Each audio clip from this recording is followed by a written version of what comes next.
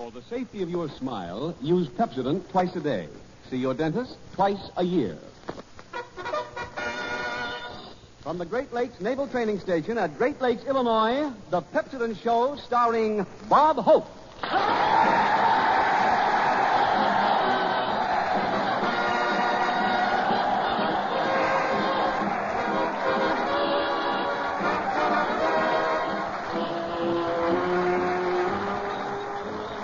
Thank you so much.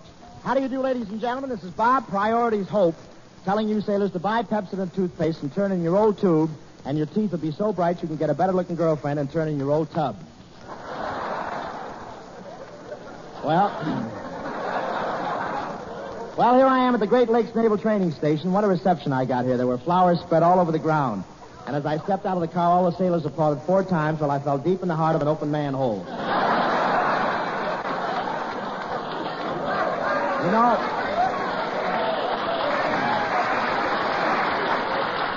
You know, when a visiting celebrity arrives here, they always have a big brass band at the station to greet him. Well, for me, they had a campfire girl playing a harmonica.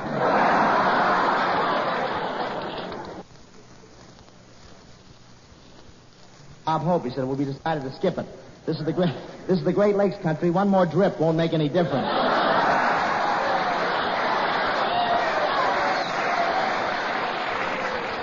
I don't see why all the Midwestern people rave about the Great Lakes so much. We have the same thing in California and in midair, too. There were 2 old ladies down here this afternoon. They just saw a sailor for the first time. One of them pointed at the back of his pants and said, "Good gracious, Martha, a girdle on the outside."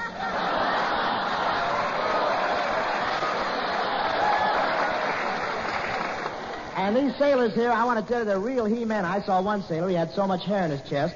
Every time he swallowed, his Adam's apple took a trip through the jungle. I didn't want him to think I was a sissy, so I walked up to one big sailor and I said, "Listen here, I'm tough." You know what I did to him? I made him carry me to the hospital.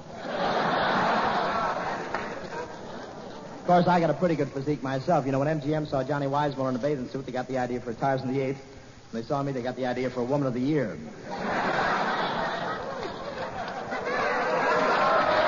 But a lot of these sailors sleep in hammocks. You know what a hammock is? That's government issue curvature of the spine.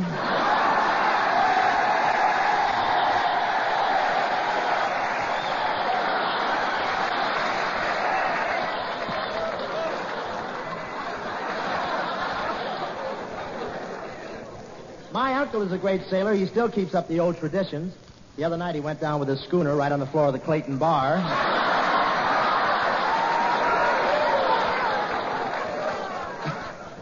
But I like Chicago, though, because they're really baseball mad here. And believe me, they got something to be mad about. And it's really windy here on the shore of Lake Michigan. Skinny Ennis walked out on the beach today and stretched his arms. And 10 minutes later, they shot him down over Gary, Indiana.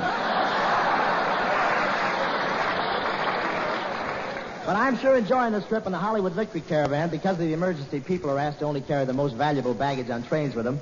And all I'm taking is my pajamas, my wallet, my toothbrush, and spare tire. This rubber shortage is really terrific. I stayed at the Ambassador Hotel last night, and during the night, a guy broke into my room, jacked me up, and stole my hot water bottle.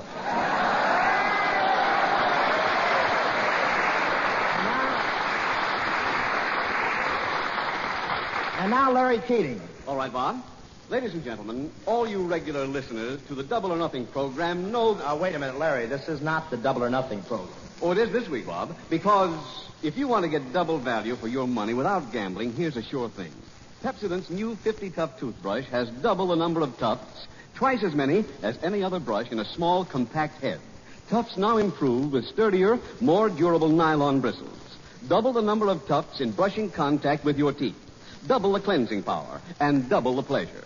You not only get a brush that's a pleasure to use and doubly effective as an aid to healthy, sparkling teeth, you get a cash certificate besides.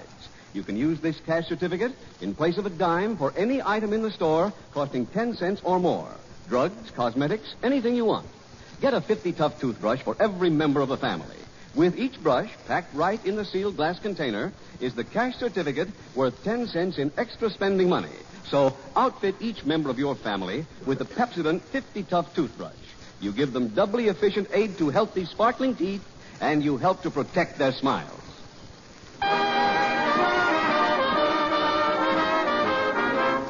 Here's Francis Langford singing Somebody Else Has Taken My Place.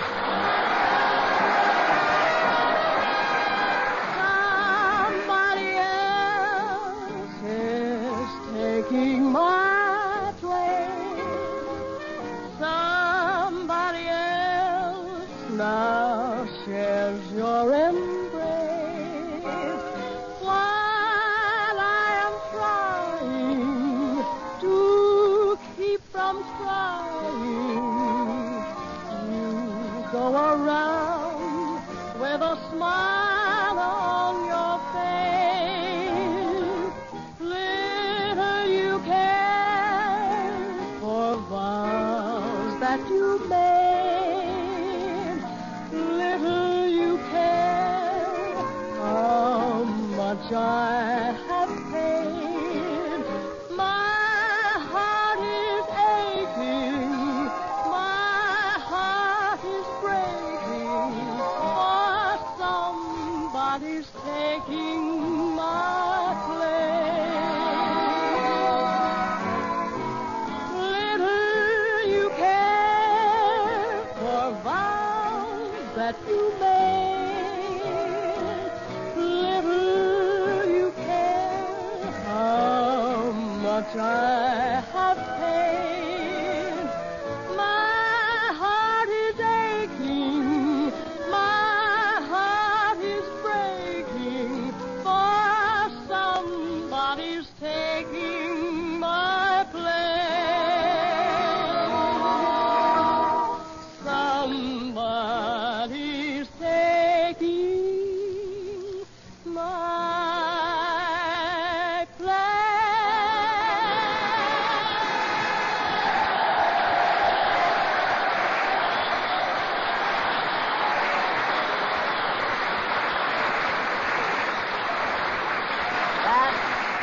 That was Francis Langford singing Somebody Else Has Taken My Place.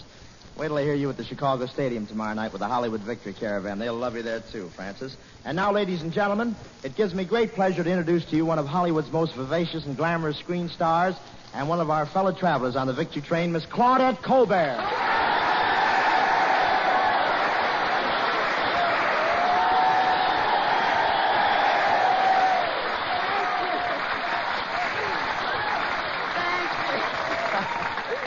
Thank you, Bob. Well, Claudette, how do you like it here at the Great Lakes Naval Training Station with all these handsome sailors? Oh, it's wonderful, Bob. By the way, how do you get acquainted with a sailor? Well, in your case, just... In your case, just walk by the barracks without a bodyguard, that's all. I knew I'd never get to that line. What do you mean, Bob? Don't they even wait for an introduction? What? Don't they even wait for an introduction? Listen, Claudette, once a sailor was cast away in a desert island in the middle of the ocean with a beautiful blonde. He was just about to say, "Pardon me, have we been introduced?" And before he could say pardon, the Marines had landed.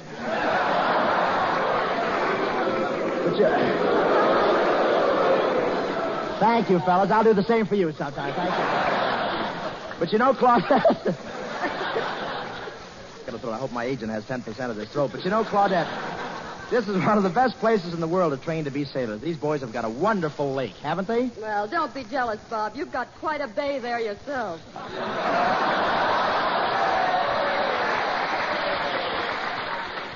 Look, just compare your physique with those fellows out there. Just look how hardy they are. So what? Look at me. I'm hardy. Bob, there's quite a difference between hardy and lardy.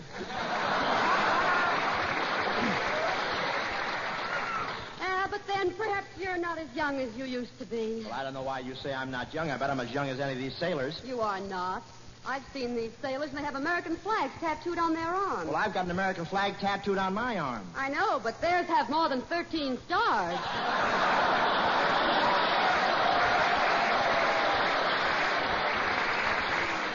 So have I, if you want to count the dimples. You know, Claudette...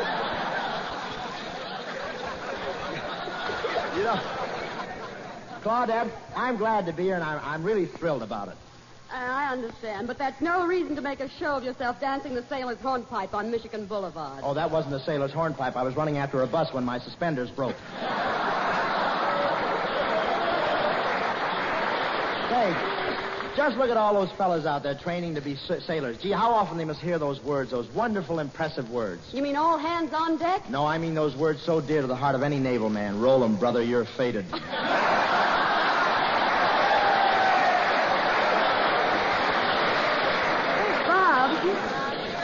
that reminds me, I heard a peculiar rumor. Of course, I don't believe it, but I heard that soldiers and sailors like to shoot craps. No. What a vicious rumor. Of course it isn't true. Of course, I have heard of one regiment that shot craps so often they had the only sailors in the Navy who'd stand at attention in a kneeling position.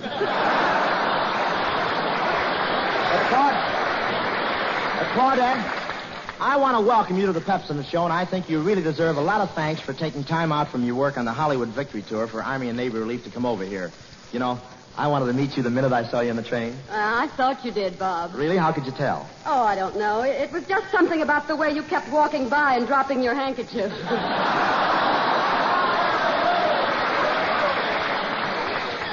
I'm positive you were flirting with me, Bob. Well, maybe I did have a slight gleam in my eye. Slight gleam? That's the first time the super chief ever came into Chicago with 2 headlights. Bob, you actually embarrassed me.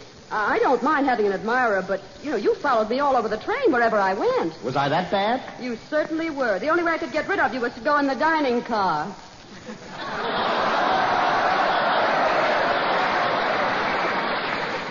And when we finally did go in the dining car, you were so noisy. I was noisy in the dining car? Well, perhaps you didn't mean to be, but, gosh, the way you crinkled that wax paper unwrapping your sandwiches.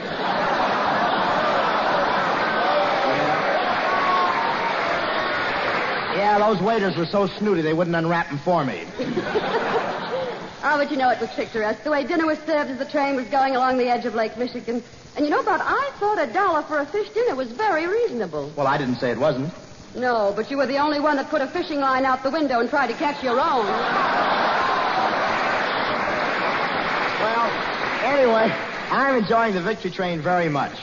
Well, it must be fun for you, Bob, making the trip with all those beautiful girls. Joan Bennett, Merle Oberon, Olivia de Havilland, Joan Blondell. Oh, were they on the train? I hardly noticed. You hardly noticed. For 3,000 miles, you fizzed like a bottle of 7-Up. Yes, I percolated all the way from Pomona to Cicero. The whole trip I sat between Merle Oberon and Olivia de Havilland. Uh-huh, I saw you, but I noticed you didn't do any talking. I couldn't. Why not? Every time I opened my mouth, smoke would come out.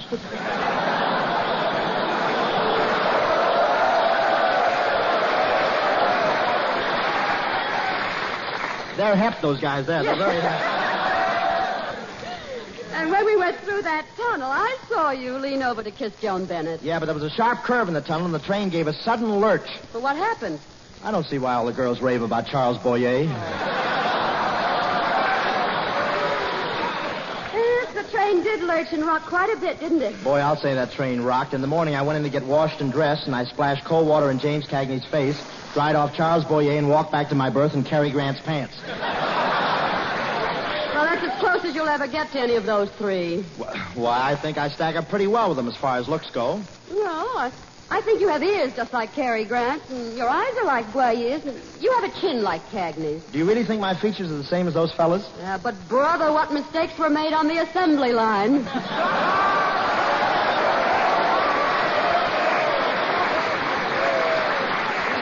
Well, one thing you've got to admit, Claudette, I was really a big shot on that train when we got to Washington. My brother's a big politician. He gave me a letter of introduction to the president.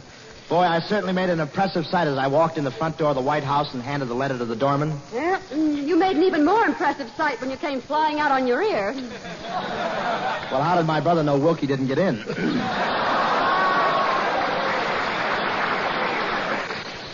Oh, Bob, isn't Charles Boyer wonderful on that trip? And Cary Grant. I can't figure you out, Claudette. Cary Grant, Charles Boyer, just a couple of ham actors. What's hammy about them? Well, did you see him taking bows in front of the crowd at the railroad station this morning? Yes, you almost fell off their shoulders. Well, the Pepsi sign got a little heavy. It's no use, Bob. Somehow you just don't appeal to me like Charles Boyer does. Oh, you just like him because of his accent. Well, I guess you're right. I do like his accent. Well, I can have an accent like that. Listen. Ah, Claudette, ma chérie, you are très charmant. Come, Kiss me. Kiss me.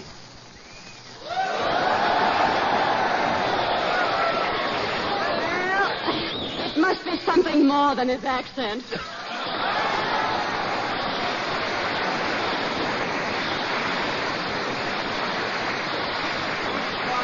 Skinny Anna singing Mary. Take a sip, boy.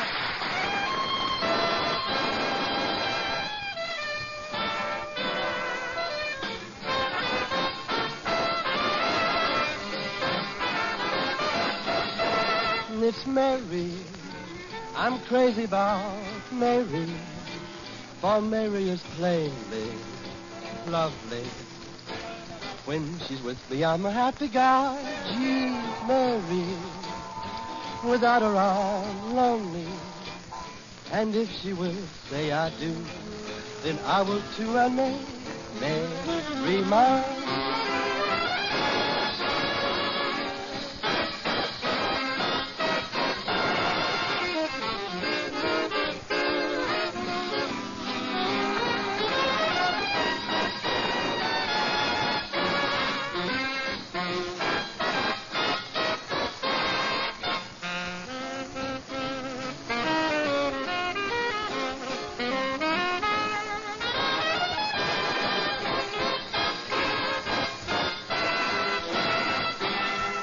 Oh, it's Mary.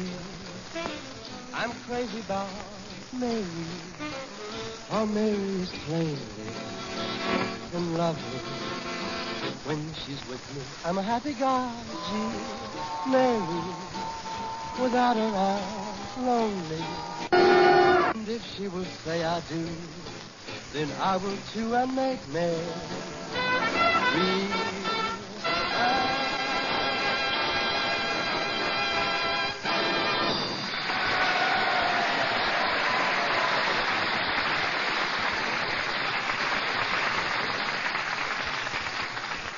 Check and double check. That's what Pepsodent did. They checked and double checked the fact that Pepsodent tooth powder makes teeth twice as bright. Independent laboratory tests had proved that Pepsodent tooth powder can produce a luster on teeth twice as bright as the average of all other leading brands. Hey, that's mighty important evidence. It sure is. And then Pepsodent double-checked this discovery in practical tests. You know, I've seen pictures in the current magazines of the many sets of identical twins who joined in the tests to prove that Pepsodent tooth powder actually gets teeth brighter. Yes, and here's how the test was made. One twin used Pepsodent tooth powder. The other chose another leading brand. They brushed their teeth the same number of times in the same way. Everything was just alike, except the kind of tooth powder they used. And in the case of each set of twins, after just a few weeks, anyone, and I mean anyone, could pick the twin who used Pepsodent. Just by her smile, the Pepsodent twin had teeth twice as bright. Man, you mean you could tell the twins apart just by their teeth? Well, that's real proof. You bet it is. Pepsodent gives a twice as bright smile. And what Pepsodent can do for the twins, let it do for you. Just go down to the corner drugstore tonight and say, Pepsodent tooth powder, please. Remember, you don't need an empty tube or can when you buy Pepsodent tooth powder.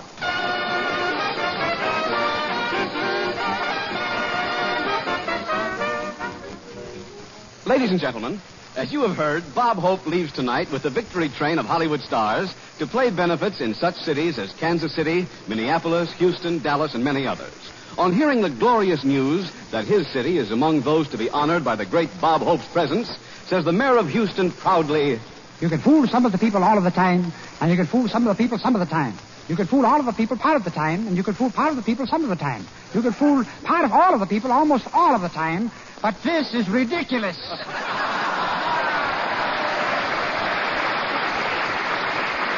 And now we find Bob and Skinny Ennis packing for the big trip on the victory train.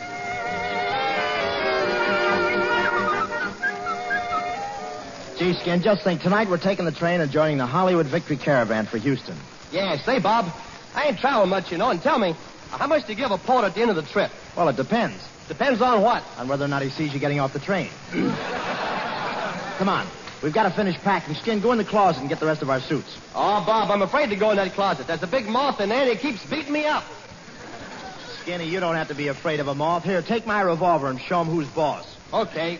Give me the gun. Here I go.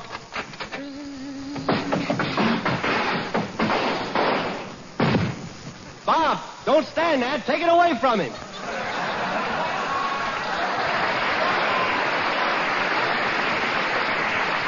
Not me. He looks tougher than the second lieutenant's heart. Hey, Bob, are we all ready to go down to the train now? Almost. Say, Skin, so many beautiful stars are going on that train. I'm going to call one up and take it to the station.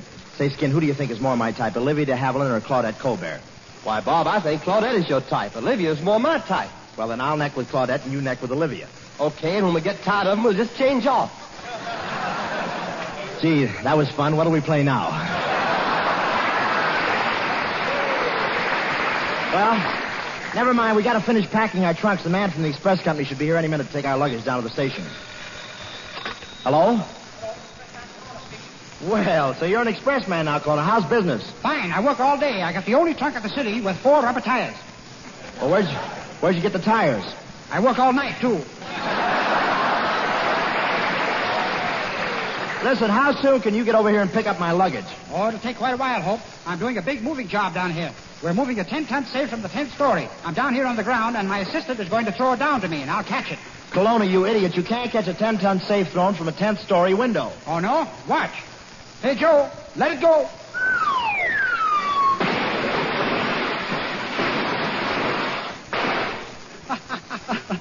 That Joe, he put a curve on it.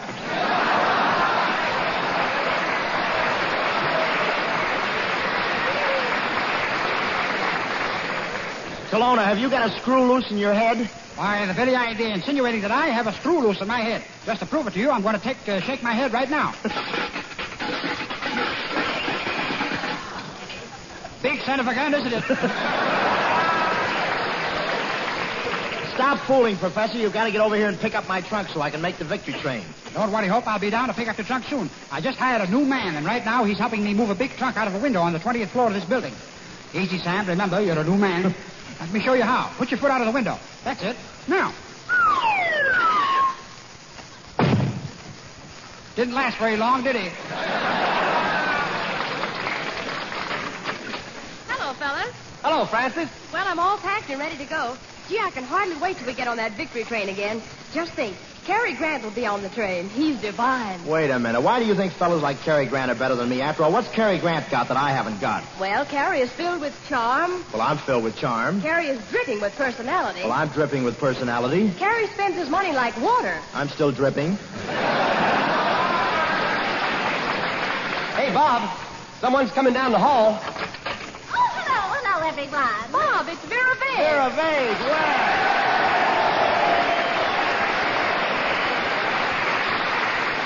well, Vera Vane, pull up your sag and sit down. Tell me, what are you doing here? Well, Francis invited me to go on the train with you. I'm going to be with you on your whole trip as a chaperone. A chaperone? Yes. You mean one of those people who stand around and keep an eye on everybody and spoil the fun? Yes. I'm going to be a sort of an SP in skirts.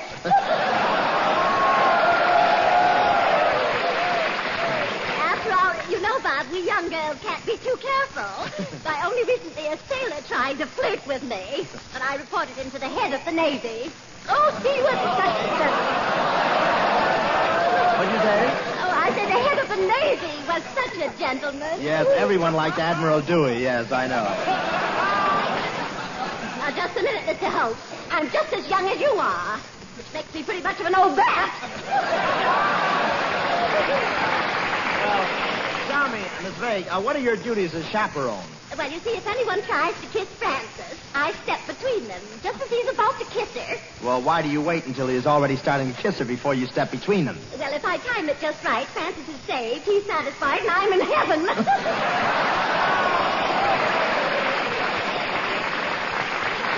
Well, suppose some of them try to kiss her again, what do you do? Well, Bob, have you heard the dainty way a woman can reason with a man? Appeal to his sense of honor and to his sense of decency and to his sense of fair play? Yes. Well, I just bash in his head with a club and save a lot of time. Hey, when are we going to get going anyway? Say, we'll leave pretty soon, Skin. Clona should be here with his truck any minute. Hey, here he comes now.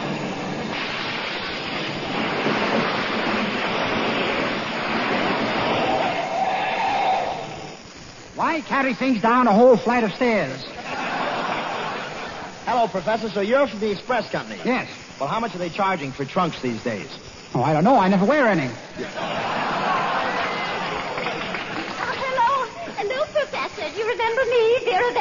Oh, Kelowna, I bet you're surprised to see her here at the Naval Station. Oh, not at all, Hope. Every old tug needs an overhauling once in a while. You know, Professor, I can't be angry with you. You're the type of man I've really been looking for. Why don't we get married? And in a year or so, maybe we'll have a little girl who looks just like me. What would you say to that? Drown it.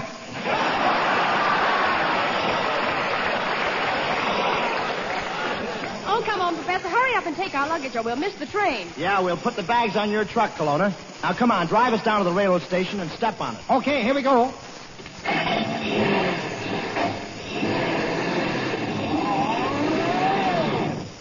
Well, here we are at the railroad station. Quite a shortcut, wasn't it? Now I'll drive across the tracks. Now, be careful, Kelowna. There's a train coming.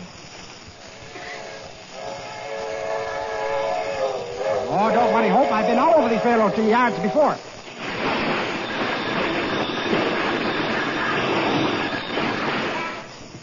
Of course, it's not spread out quite so thin.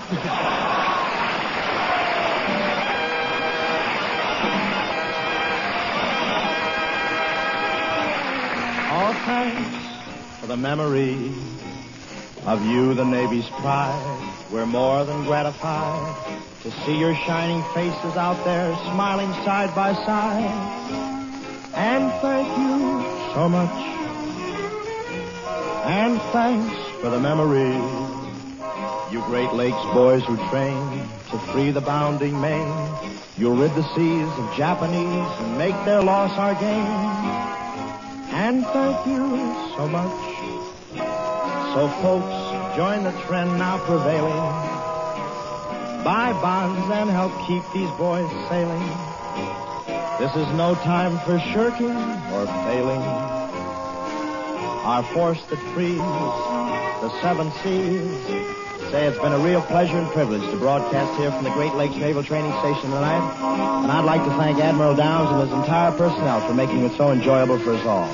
Also, thank you, Miss Claudette Colbert, for adding so much to our program. Say, I think I should mention that Miss Colbert's salary tonight is going to pay for tickets for the boys to see the show tomorrow. How about that, fellas?